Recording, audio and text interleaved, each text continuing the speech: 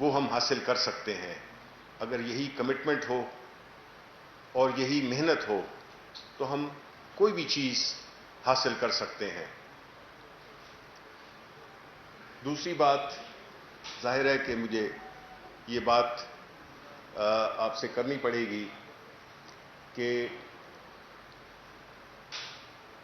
اگر آپ کو یاد ہو تو جب پی ایم ایل این کی حکومت آئی تھی 2013 میں، تو انہوں نے پہلے دن ان کے فائنانس منسٹر اسحاق ڈار، جو کہ آج کل میرا خیال ہے ملک سے بھاگے ہوئے ہیں، بلکہ شاید خاقان عباسی اس وقت پرائم منسٹر تھے جب ان کی باہر جانے کو فیسیلیٹیٹ کیا.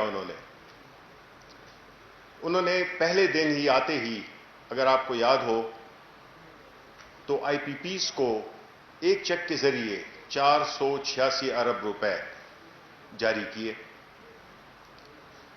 اب وہ کیوں اسی دن جاری کیے؟ یہ سارے سوالات اس رپورٹ میں بھی، جو کہ سینٹ میں ہمارے کولیگ ہیں سینیٹر پی ٹی آئی کے محسن عزیز، انہوں نے اس کی پوری انویسٹیگیشن کی. جو آڈیٹر جنرل ہے اس نے اپنی رپورٹ دی اور ان باقاعدگیوں کا باقاعدہ تفصیلاً فیکٹس اور فگرز کے ساتھ بتایا کہ کیا کیا اس میں گھپلے ہوئے. ظاہر ہے کہ یہ کام کوئی ویسے نہیں کرتا کہ پہلے دن آئے اور پہلے ہی دن 486 ارب. ان کا اگر آپ ٹریک ریکارڈ دیکھیں تو اس سے یہ ظاہر ہوتا ہے کہ یہ کوئی مفت انہوں نے کام کیا نہیں ہوگا، کیونکہ پاکستان مسلم لیگ نون والے کوئی کام مفت تو نہیں کرتے ہیں. یہ تو چھکے مارنے کے چکر میں ہوتے ہیں، یہ سنگل نہیں لیتے ہیں. اسی طرح ان کے جو شاہد خاقان عباسی، جو کہ وزارت عظمیٰ میں آئے ایکسیڈنٹلی، انہوں نے بھی اپنے عہد حکومت، جو کہ بہت ہی تھوڑا عرصہ رہی، اس میں شوگر مافیا کے لیے، کیونکہ ظاہر ہے کہ شوگر مافیا کی سرپرستی شریف فیملی کے پاس تھی، تو ان کا ایک بڑا لائل یا وفادار پارٹی کے ممبر ہونے کی حیثیت سے انہوں نے وہ کردار بڑی اچھی طریقے سے ادا کیا. انہوں نے شہباز شریف کے بیٹے سلمان شریف، جو کہ شوگر ڈیڈی بن گئے، وہ شوگر ڈیڈی نے فیسیلیٹیٹ کیا ساری جو اس میں مراحل ہوتے ہیں سبسڈی کے دینے کے لیے، جس میں کہ کئی ان پیمانوں کو نظر انداز کیا گیا قیمتوں کے لحاظ سے، کہ جو کاسٹ پرائس تھی وہ ڈٹرمن ہونا تھی وہ نہیں ہوئی، کہ جی آگے اس کو تھرڈ پارٹی کو دے دیں گے اور وہ کر لے گی. اور اس وقت جو اویلیبل شوگر تھی اس کا کم حصہ ایکسپورٹ کیا، بجائے اس وقت کے جب کہ قیمتیں سب سے اونچی تھیں، ملک کا فائدہ ہوتا، ایکسچینج ریٹ فورن ایکسچینج ہمیں ملتا. انہوں نے اپنے شوگر ڈیڈی کو خوش کرنے کے لیے انہوں نے یہ سبسڈی دی. اب یہ سبسڈی دینا کوئی غلط بات نہیں ہے، لیکن اس کے جو مقصد ہوں اس کا فائدہ ملک کو ہونا چاہیے، اس کا فائدہ ان کسانوں کو ہونا چاہیے جو کہ اپنی خون پسینے سے محنت کرتے ہیں اور اس فصل کو اگاتے ہیں، اور آخر میں ان کو ذلیل و خوار کیا جاتا ہے. گنے کے وزن کو کم کرنے کے لیے، ان کو کم قیمت ادا کرنے کے لیے انہوں نے یہ سارے حربے استعمال کیے. نہ صرف یہ کہ کسانوں تک بات چھوڑی، بلکہ انہوں نے پاکستان کے غریب عوام کا خون چوسا. انہوں نے قیمتوں میں اور سٹہ بازی میں اور دیگر ہیر پھیر سے جس طریقے سے اداروں کو استعمال کیا، وہ ادارے آج اپاہج کیوں ہیں؟ آج ہم کیوں کہتے ہیں کہ ہمارے ادارے کام نہیں کر رہے؟ میں آپ کو بتانا چاہتا ہوں کہ جو تحقیق ثابت کرتی ہے کہ کس طرح سے شریف فیملی اور پاکستان پیپلز پارٹی انڈر آصف علی زرداری، انہوں نے کس طرح اپنے کاروبار کو دوام دینے کے لیے کس طرح سے انہوں نے ان اداروں میں اپنے لوگ لگائے جو کہ ان کی وفاداری کر سکیں، چاہے وہ سیکیورٹیز ایکسچینج کمیشن ہو، چاہے وہ IPR ہو، چاہے وہ شوگر کین کمشنر ہو، چاہے وہ اسٹیٹ بینک آف پاکستان ہو، ان سب اداروں کا، بیکاز یہ جو سائیکل ہے یہ مکمل ہو ہی نہیں سکتا جب تک کہ یہ سارے آپ کے ساتھ ملے ہوئے نہ ہوں۔ اس سے ہوا کیا کہ ملک نے اپنے ایک کاروباری فائدے کے لیے انہوں نے پاکستان کے جڑوں کو کھوکھلا کیا، پاکستان کے اداروں کو مفلوج کیا، جو کہ آج تک اس سے ہم نبرد آزما ہیں، اور انہوں نے کوئی ایسا موقع نہیں چھوڑا جس سے کہ انہوں نے اپنے کاروبار کو دوام دینے کے لیے، اقتدار کے لیے یہ اس لیے آتے ہیں، عوام کی خدمت کے لیے نہیں آتے، یہ اپنے کاروبار کو آگے بڑھانے کے لیے آتے ہیں۔ اس لیے جب یہ خود کہتے ہیں کہ ایک فیکٹری تھی اب ماشاءاللہ 14 ہو گئی ہیں، اب یہ کہتے ہیں کہ جی میرا تو اپنے بیٹے کے ساتھ کوئی تعلق نہیں ہے، یہ چیزیں سب اس کی طرف اشارہ کرتی ہیں کہ ان کا مقصد ایک ہی تھا، اور وہ تھا کہ پاکستان کے عوام کا خون چوسنا۔ یہ ان کی خوش قسمتی ہے، یہ ان کی خوش قسمتی ہے کہ یہ چائنا میں نہیں پیدا ہوئے، کیونکہ اگر یہ چائنا میں پیدا ہوئے ہوتے تو آج آدھی پاکستان مسلم لیگ نون کی قیادت جو ہے وہ مرحومین میں شامل ہوتی۔ یہ تو پاکستان کا انہوں نے نظام ہی اس لیے بنایا ہے۔ دیکھیں جب بھی ہوتا ہے اقتدار میں رہتے ہیں، اور پھر جب اقتدار میں نہیں ہوتے تو یہ پھر ایون فیلڈ میں ہوتے ہیں۔ دیکھیں اس میں ہمیں یہ سوچنا ہوگا کہ ایسی قیادت جو کہ بجائے اس کے کہ اس ملک کو آگے بڑھائے، یہ ملک کو پیچھے لے گئے ہیں۔ انہوں نے ملک میں قرضوں کا ایک طوفان کھڑا کیا، ملک قرضوں میں ڈوبا ہوا ہے، ادارے مفلوج کر دیے، کسانوں کو نہیں چھوڑا، غریبوں کو نہیں چھوڑا، بیکاز یہ تو پارٹی ہے ہی نہیں غریبوں کی۔ انہوں نے تو صرف اپنے بزنس کمیونٹی جو ان کا ایک خاص وہ ان کے جو حواری ہیں ان کے جو ہیں وہ انہوں نے مفادات کا تحفظ کیا ہے۔ یہ ابھی تو پہلی دفعہ ہے پاکستان میں، دیکھیں پہلی دفعہ ہے کہ ایک لیڈر آیا ہے عمران خان کی صورت میں، جس طرح میں نے پچھلی دفعہ بھی کہا تھا کہ جو کرپشن کا وائرس ہے اس کا اینٹیڈوٹ عمران خان ہے، اور عمران خان نہ تو اس کا کوئی ذاتی کاروبار ہے اور نہ اس کو پرواہ ہے کہ اس کے کون ساتھی ہیں جو کہ کاروبار میں ہیں۔ عمران خان نے یہ فیصلہ کیا جب یہ شوگر کرائسس ہوا تو بجائے اس کے کہ ہم اس کو دبا دیتے، ہم نے ایک بڑی مؤثر قسم کی تحقیق تفتیش کا عمل شروع کیا۔ رپورٹ آئی، کہتے تھے جی رپورٹ آئی گئی نہیں، وہ آ گئی، پھر جی کہ نہیں اس کے آگے جو ہے جو فورینزک آڈٹ ہے وہ جی وہ ہوگا ہی نہیں، وہ ہو گیا۔ اب جب سب حقائق سامنے آ گئے ہیں اور جس میں کہ سب لوگوں کے نام ہیں، وہ لوگ جو کہ شوگر مافیا میں انوالو ہیں، ان کے نام، ان کے پورے جو وہ ڈبل انٹریز استعمال کرتے تھے، کھانے کے اور دکھانے کے اور، یہ ساری چیزیں بالکل ایک آئینے کی طرح سامنے آ گئی ہیں۔ اور یہ عمران خان یہاں پہ نہیں رکے گا، ہم نے اور جو مافیاز ہیں ان کو بھی ایکسپوز کرنا ہے۔ اور آپ کا سوال شاید یہ پیدا ہو کہ جی اس کے بارے میں ہم کریں گے کیا، اس سے آگے سٹیپ کیا ہے؟ ظاہر ہے اس کی اب انشاءاللہ اگلے 8 سے 10 دن میں آپ کو دیکھیں جو باتیں بھی میں نے یہاں پہ کی ہیں، چاہے وہ رپورٹ کے سلسلے میں ہو کہ جی یہ رپورٹ کب ہوگی، سب کوئی میں نے آپ کے ساتھ پوری سچائی کے ساتھ، اور یہی مجھے خان صاحب کا مشورہ ہے کہ جو بھی بات ہے سچی بات کرو، باوجود اس کے کہ ایک سیاسی پارٹی ہیں ہم، لیکن ہم نے اس بات کو اس لیے ہم عوام تک پہنچانا چاہتے ہیں کہ ان کو پتہ تو چلے کہ ان کے ساتھ ہوا کیا ہے، کیا وجہ ہے کہ یہ ملک جو ہے تو ایک کرائسس سے دوسری کرائسس میں جاتا ہے۔ تو اس لیے اس پہ انشاءاللہ بہت ہی آپ دیکھیں گے کہ اس کے بعد اور جتنے بھی مافیاز ہیں ہم ان کو بھی توڑیں گے اور ان کے پیچھے بھی ہم جائیں گے، اور ہم ان ساری انویسٹیگیشنز کو منطقی انجام تک پہنچائیں گے۔ دوسری اس کے بعد میں چاہوں گا کہ کوئکلی بڑے مختصر طریقے سے کوویڈ اور لوکس کے بارے میں آپ کو انفارمیشن دے دوں۔ دیکھیں جہاں تک کہ کوویڈ کا تعلق ہے، ظاہر ہے کہ یہ ثابت ہو گیا ہے کہ جو عمران خان کی جو اسٹریٹجی تھی وہ بالکل کامیاب اسٹریٹجی تھی، جس پہ کہ باقی دنیا اب آ رہی ہے. وہ خان صاحب نے پہلے ہی دن وہ اسٹریٹجی اپنا لی تھی، اور وہ لوگ جس میں کہ ہم سندھ کے وزیر اعلیٰ کو شامل کرتے ہیں جنہوں نے کہ ایک اسٹریٹجی بنائی تھی، اور وہی اسٹریٹجی جو کہ مودی کی اسٹریٹجی تھی. آج مودی کے کو بھی لالے پڑے ہوئے ہیں، اور اسی طرح جو سندھ حکومت ہے انہوں نے بھی اس بات کی اب تک وہ ایکسیپٹ کر لیا ہے کہ جو ان کی اسٹریٹجی تھی وہ غلط تھی. اب آپ کہیں گے کہ جی یہ تو پھیل رہا ہے، بالکل پھیل رہا ہے.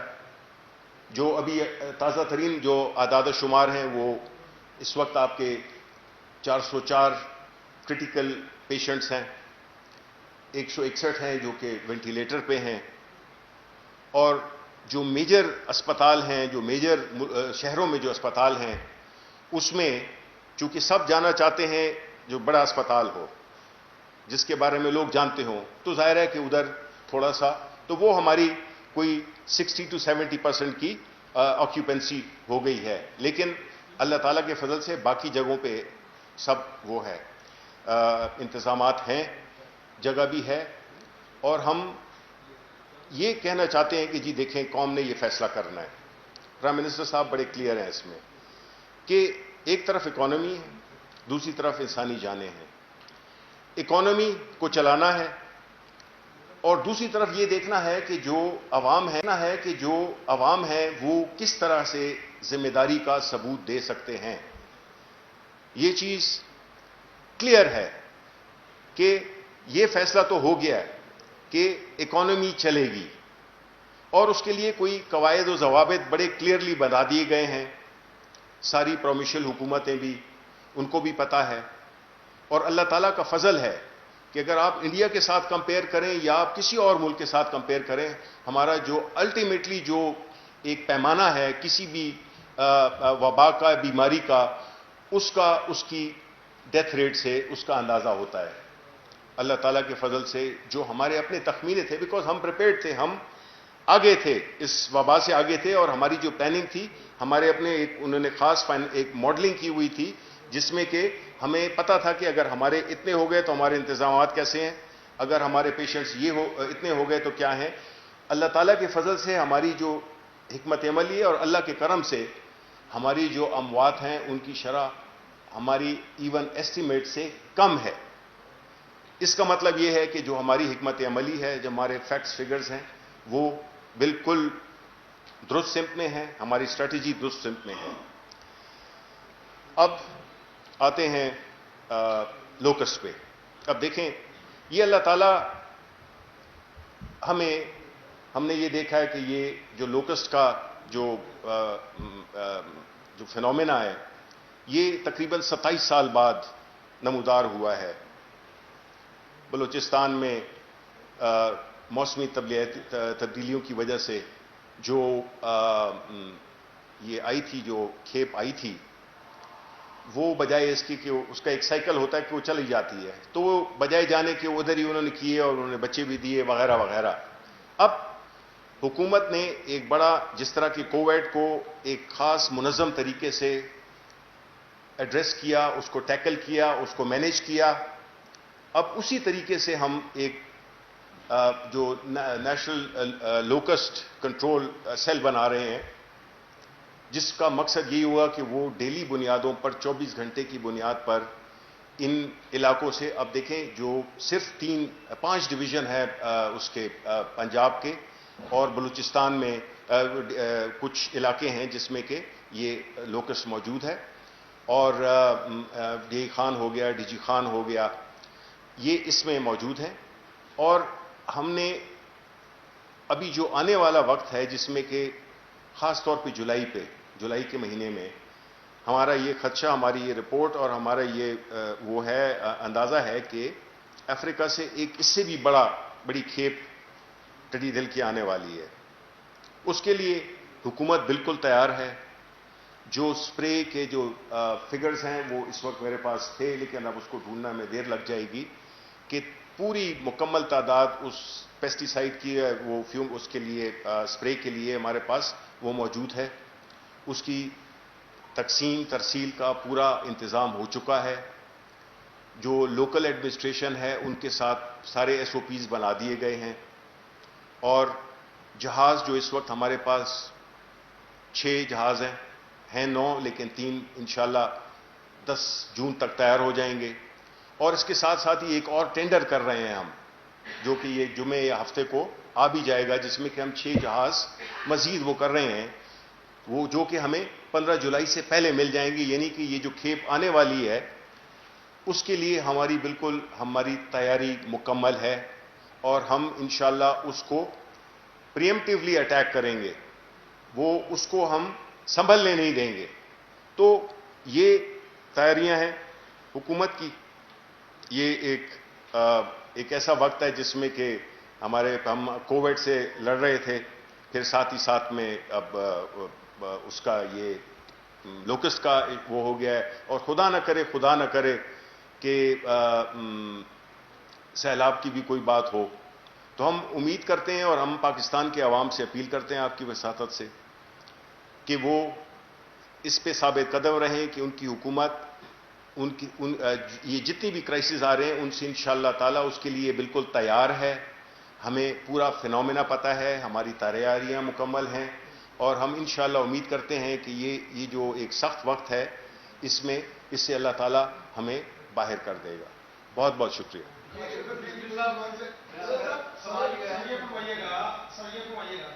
مائک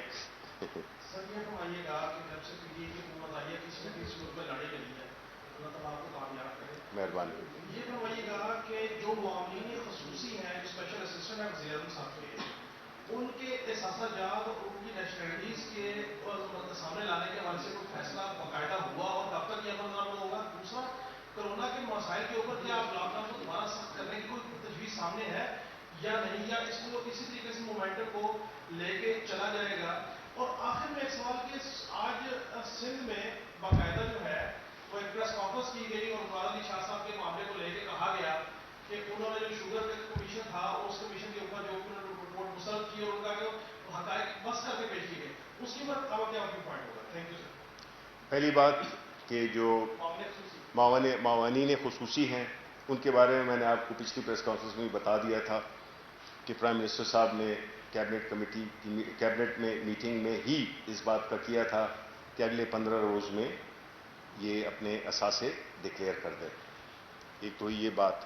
دوسری بات ہوئی مراد علی شاہ صاحب کی. دیکھیں, مراد علی شاہ صاحب تو بینیفیشری ہیں. مراد علی شاہ تو بڑی اگین جس طرح کے شاہد خاقان عباسی اپنے شہباز شریف اور نواز شریف کے لیے کام کر رہے تھے تو یہ بھی کام کر رہے تھے. انہوں نے تو جو سبسڈی دی اس کا جو میجر بینیفیشری تھا وہ تو اومنی گروپ تھا, اور اومنی گروپ آپ کو پتہ ہے کہ کون ہے. ان کو کہا گیا, انہوں نے یہ غلط بیانی کی کہ ان کو بلایا ہی نہیں گیا. ان کو بلایا گیا. دیکھیں یہ رپورٹ ہر چیز اس میں لکھی ہوئی ہے, ہر ایک کا نام. کوئی آپ نام بتا دیں کہ جی آپ کی بھی لوگ ہیں ان کا نام نہیں ہے. ہم نے تو سب کا, ہم نے تو سارا حساب جام برسر عام رکھ دیا.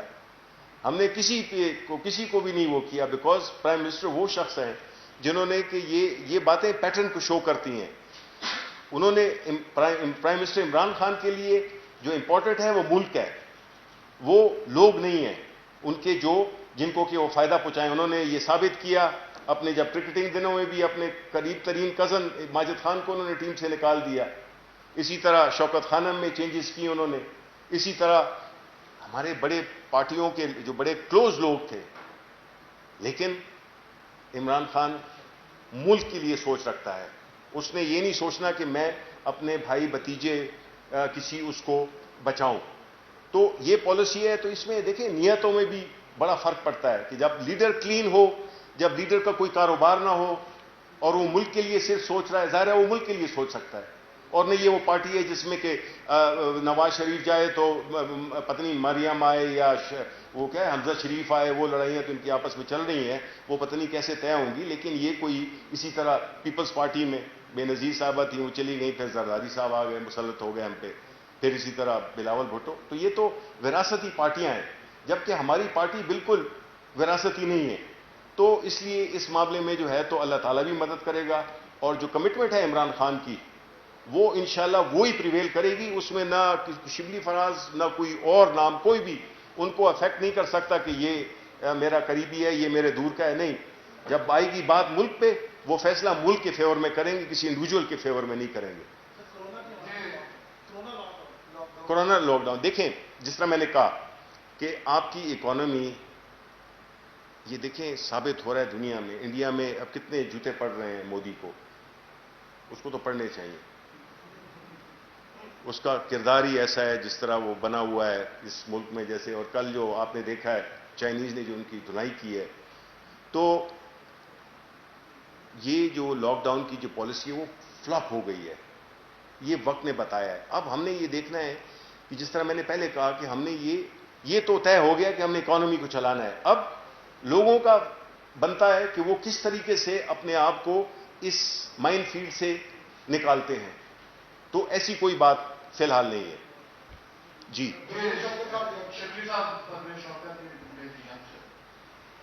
میرا سوال یہ ہے کہ یہ جو شوگر اسکینڈل ہے, جی, اس میں انکوائری میں لوگوں کو اسٹیبلش بھی ہو گیا ہے, اور یہ خوشائن بات ہے کہ عمران خان صاحب نے اپنے بہت ہی قریبی ساتھیوں کو پروٹیکٹ نہیں کیا. جی, اب فردر ایکشن کب ہو, گرفتاریاں ہوں گی اور فردر ریکوری ہوگی, کب تک ہوگی؟ بالکل, ضرور جی ضرور. دیکھیں پہلی بات تو یہ ہے کہ ہمیشہ لوگ یہی کہتے تھے کہ رپورٹ نہیں ہوگی, وہ ہو گئی, پھر فورینزک نہیں ہوگا, وہ ہو گئی, وہ سب چیزیں ہو گئیں. اب کیوں نہیں ہم کریں گے؟ میں نے آپ کو پہلے بھی کہا ہے کہ اگلے 8 سے 10 دن میں انشاءاللہ آپ اس رپورٹ کی جو عملی صورت ہے نا وہ دیکھیں گے. بیکاز ہم نے صرف ادھر نہیں روکنا کہ ان سے پیسے لینے ہیں, ہم نے یہ بھی دیکھنا ہے کہ پاکستان کے عوام, اس کا مقصد یہ بھی تھا کہ چینی کی قیمت کم کیسے ہو. عوام کو کس طرح سے, عوام کو اس سے تو غرض نہیں ہے کس نے کیا کیا, عوام کو تو ہم نے یہ بتانا ہے کہ اس کی پرائس ہم کس طرح سے کم کریں گے. اور اسی طرح سے کریں گے جب یہ ساری جو چیزیں ہم نے جس کا کہ رپورٹ میں وہ کی گئی ہے, نشاندہی کی گئی ہے, ان ساری چیزوں کو ہم ایڈریس کریں گے تو آٹومیٹیکلی قیمت نیچے آ جائے گی انشاءاللہ. اور اسی طرح جو باقی بھی وہ ہیں لوگ ہیں جو مافیاز ہیں, ان کو انشاءاللہ ہم بالکل ہیڈ آن لیں گے. ملک پہلے ہے, لوگ بعد میں ہیں. آپ نے کورونا کے حوالے, لاک ڈاؤن کے حوالے سے تقریباً واضح کر دیا کہ کوئی نیا لاک ڈاؤن نہیں ہونے جا رہا, لیکن جو ابھی تک کی صورتحال ہے وہ آپ کو بھی پتہ دن بدن گمبھیر ہوتی جا رہی ہے. پوری دنیا میں لاک ڈاؤن ویک کے بعد واپس آ گیا ہے, اور آپ کو پتہ ہی جو صورتحال دنیا کی اور ہماری بس ڈبل ہوتی جا رہی ہے.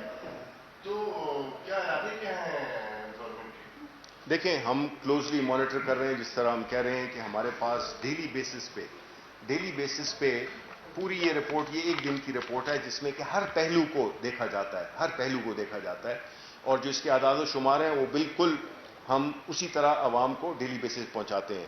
اب ظاہر ہے کہ کچھ ٹرینڈز ایسے ہیں جس میں کہ اس میں کوئی شک نہیں ہے کہ وہ تو بڑا ہے, جو اس کا جو اسپریڈ ہے وہ بڑا ہے. لیکن اس کے ساتھ ساتھ ہم جو چیز دیکھ رہے ہیں کہ ہمارے وسائل یعنی اسپتال, اکوپمنٹ, ڈاکٹرز, وینٹیلیٹرز, یہ سارا کچھ یہ آیا اس کے ہمارے کنٹرول میں ہے. اللہ تعالیٰ کے فضل سے ہمارے کنٹرول میں ہے. ابھی تک وہ چیزیں نہیں ہوئی ہیں. جس طرح میں نے آپ کو بتا دیا کہ ہمارے ڈیتھ ریٹ بھی ماشاءاللہ, اللہ ہر ایک زندگی قیمتی ہے, کوئی بھی ایک یہ نمبرز پہ تو آپ نہیں کر سکتے, لیکن جو ہوا ہے وہ ہمارا بہت کم ہے انڈیا کے مقابلے میں, اور دیگر ماحولوں سے تو بہت ہی کم ہے. تو اس پہ نظر رکھے ہوئے ہیں. لیکن ہم نے یہ طے تو کر دیا ہے کہ ہم اس ملک کو معاشی طور پہ, بیکاز میں کہنا چاہتا ہوں آپ کو یہ بڑی بدقسمتی, یہ جو سیاست کھیل رہے ہیں نا اس پہ, لوکس پہ, کووڈ پہ, یہ ساری چیزوں پہ, ان کا مقصد یہ تو آئے اسی لیے تھے. شہباز شریف لندن سے کیوں آئے؟ وہ ان کا خیال تھا کہ یہ تو تباہ ہو جائیں گے, برباد ہو جائیں گے لوگ اسپتالوں میں, یہ وہ, اور جو ہے تو بس ہمارا کام بن جائے گا. یہ اس وقت جو یہ پھیلا رہے ہیں بے یقینی, وہ اس لیے ہے کہ یہ چاہتے ہیں کہ یہ سلسلہ اتنا بڑھے کہ سچویشن چینج ہو, اور ان کے پیچھے جو کیسز ہیں, جو ان کی کرپشن ہے, جو ان کے پیسے ہیں, یہ اس کو پیسے کو بچانے کی یہ تگ و دو ہے, اور پوری پارٹی اسی میں ہی لگی ہوئی ہے. ان کا مقصد ادھر جو ہے تو بلاول بھٹو صاحب وہ کہتے تھے کہ جی ہم پکا لاک ڈاؤن کرتے ہیں, پھر کیوں لوگوں نے ادھر ریوولٹ کر دیا, ان کی اپنی بزنس کمیونٹی نے ریوولٹ کر دیا. یہ تو چاہتے ہی ہیں, یہ چاہتے ہیں کہ اکانومی بھی بیٹھ جائے.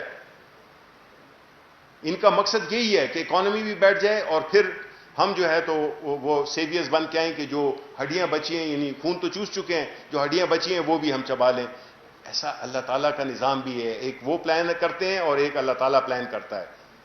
تو ہم سمجھتے ہیں کہ اللہ تعالیٰ ہماری نیتوں کا، ہمارے لیڈر کی نیتوں کا ہمیں یہ صلہ مل رہا ہے کہ انشاءاللہ کہ ہم یہ جتنی بھی کرائسس ہیں ان میں پرائم منسٹر صاحب 24 گھنٹے، دن کے 24 گھنٹے وہ لگے ہوتے ہیں اور چیزوں کو ایڈریس کر رہے ہوتے ہیں. تو انشاءاللہ میں یہ سمجھتا ہوں کہ اچھا وقت آئے گا، آنے والا ہے. یہ سارے لوگ جو بے نقاب ہوں گے، جس کی وجہ سے یہ سارا ملک پیچھے رہ گیا ہے، ان کی جو کارنامے ہیں وہ ہم آپ اس سے آشکار کرتے رہیں گے. اور یہ چیزیں فیکٹس اور فگرز پہ ثبوتوں کے ساتھ یہ جو ہے تو اویلیبل ہیں. یہ نہیں ہے کہ یہ کوئی الف لیلہ کی داستان ہے. تو اس لیے میرا خیال ہے کہ سر میرا سوال تو کووڈ-19 پہ تھا کہ جب پوری دنیا میں بڑا تھا، ہمارا کم تھا. جی. اب پوری دنیا میں کم ہوا ہے، پاکستان میں بڑھ رہا ہے، حکومت کیا کرے؟ نہیں دیکھیں، ہم یہی کر رہے ہیں کہ ہم جتنی بھی تدابیر ہیں، کئی جگہوں پہ ایس او پیز. کہ جو حکومت نے اور تاجروں نے کمٹمنٹ کی تھی، عوام نے اور تاجروں نے کہ ہم اس کورونا کے حوالے سے احتیاطی تدابیر بالکل بالکل کریں گے، انہوں نے میں یہی اور اس سے یہ ہے کہ عید کے موقع پر اتنے لوگ آئے اور دکانداروں میں جی ہاں. اور اس سے دیکھیں کل بھی 30 لوگ مارے. دیکھیں بات یہ ہے کہ ہمیں یہ ہمارے پاس ایک موقع ہے کہ دیکھیں یہ پورا جو یہ وبا پوری دنیا میں جو پھیلی ہے، کیا وجہ ہے کہ چائنا نے اس کو کنٹرول کر لیا بہت ہی کم نقصان سے. اس کی وجہ یہ تھی کہ ایک پاسداری تھی، ایک قانون کی پاسداری تھی، ڈسپلن تھا، احساس ذمہ داری تھی. بدقسمتی سے ہم نے یہ ذمہ داری کا ثبوت نہیں دیا. ہم لوگوں نے اس چیز کو بالکل ایک بڑے ہی غیر ذمہ دارانہ طریقے سے ہم اس کو ڈیل کر رہے ہیں. دیکھیں ایک طرف حکومت کی کوشش یہ ہے کہ جو 15 کروڑ لوگ ہیں جو کہ انکم ان کی کم ہے، ان لوگوں کو بچانے کے لیے یہ کیا گیا کہ یہ کاروبار ہو، کچھ چلے. عوام کا بھی کچھ فرض بنتا ہے کہ وہ تدابیر اختیار کریں جو کہ ناممکن نہیں ہے، بڑی آسان سی چیزیں ہیں. تھوڑا سا ڈسپلن چاہیے. اور آپ دیکھیں کہ ہم یہ جو آگ کا دریا ہے، اس میں سے ہم کس طرح سے دوسری طرف نکل جائیں گے. بہت شکر. جی